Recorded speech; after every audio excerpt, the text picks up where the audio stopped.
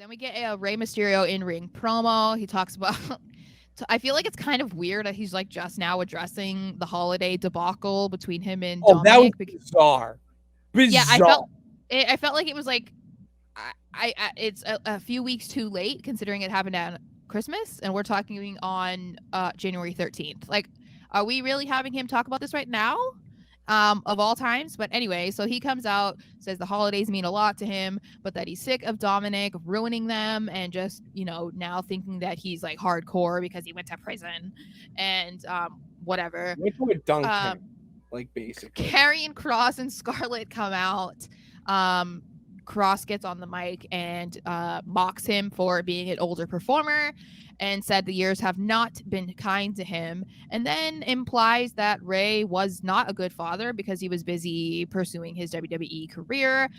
And that's why Dominic is the way that he is. And then they get into a little fight. Kross chokes him out. And then Scarlett also gets involved and they leave him with a tarot card.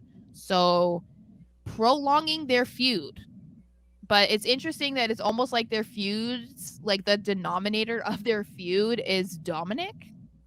It's kind of interesting.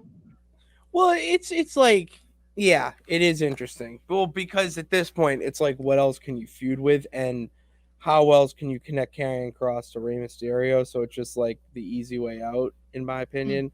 Mm-hmm. But the older wrestler comments and like that, it's setting up that passing of like, I don't know. My point is that it's going to be a good feud between Mm-hmm. them, and I like this. I don't want to say supernatural, but there is kind of a supernatural element to Scarlet and Cross, obviously. Yeah. This is going to be interesting when it comes into connecting it with the Judgment Day, because I have a feeling that's inevitable for them to connect it with the Judgment Day. The only way you would do that is at a show like WrestleMania. And I feel like you can build this up to WrestleMania if that is your type of payoff that you are trying to accomplish. So I'm fine with this feud right now. I thought this was weird that they're hyping a matchup for 2 weeks or before the Rumble. So that was Mm-hmm. weird to me.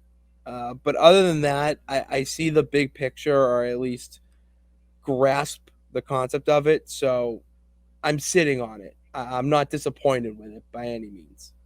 Yeah, I think we have to see how it plays out. I'm kind of in the same boat. Like I'm interested, but like not invested in it Hmm. yet.